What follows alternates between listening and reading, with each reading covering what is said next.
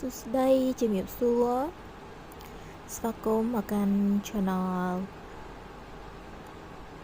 YouTube សុផាវឌីញឹមដើម្បី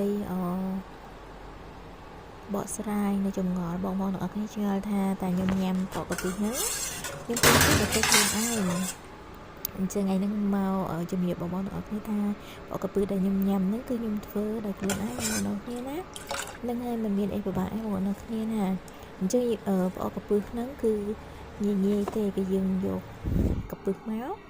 យើងកាត់ព្រួយលាងទឹកឲ្យស្អាតពី3ទឹកចឹងទៅយើងសរោះវាហើយយើងប្រឡាក់អំបិលយើងផ្អាប់ទុកមើលលើណាបងប្អូនគ្នាណាហ្នឹងហើយយើងផ្អាប់ទុក 4-5 ថ្ងៃចឹងទៅបន្ទាប់មកទៀតមានគ្រឿងផ្សំផ្សេងទៀតដូចជាអង្ករលីងបងប្អូនគ្នាណាអង្ករលីងយើងលីងថ្មីអញ្ចឹងមកយើងយកមកក្លុកជាមួយនឹងរំដេងនិងខ្ទឹមសបងប្អូនគ្នាណាតាមបរិមាណផ្អកកាពឹសដែលយើងធ្វើចឹងទៅហើយយើងមានខ្ញីស្រស់យើងហាន់ជាច្បាមូលចឹងមកហើយនឹងយើងមានល្ហុងបងប្អូនគ្នាណាល្ហុងយើងហ្នឹងគឺយើងចិតរួចចឹងទៅយើងជាបាច់ជាមួយអំបិលទុកវាមកសបកហើយយើងលាងទឹកចេញវិញណាយើងស្រោះទឹកទុកទៅចឹងយើងទៅធ្វើជាមួយនឹងទឹកស្ករបន្តិចបងប្អូនគ្នាណា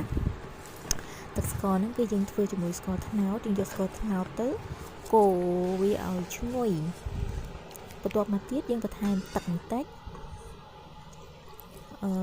ហើយនឹងយើងបន្ថែមអំបិលបន្តិចជាមួយប៊ីចេងបន្តិចទៅបងប្អូនគ្នាហ្នឹងហើយបន្ទាប់មកទៀតយើងទុកវាឲ្យត្រជាក់ទៅយើងយកមកច្របល់ចូលគ្នាជាមួយនឹងគ្រឿងផ្សំដែលយើងបានផ្សំចូលគ្នារួចហ្នឹងណាហ្នឹងហើយ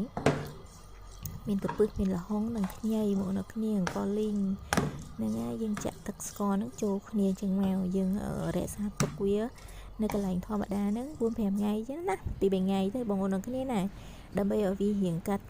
ចេញជាតិជូរបន្តិចមកចាំយើងយកទៅដាក់ក្នុងទូទឹកកកយើងទុកញ៉ាំបានរាប់ខែបងប្អូនគ្នាណាហ្នឹងហើយអញ្ចឹងមានតែប៉ុណ្្នឹងឯងបងប្អូនគ្នានៅពេលដែលញ៉ាំបានយើងបន្ថែមជាមួយនឹងខ្ញីស្រស់ក្រូចឆ្មាម្ទេសនិងបន្លែស្រស់តិចគឺឆ្ងាញ់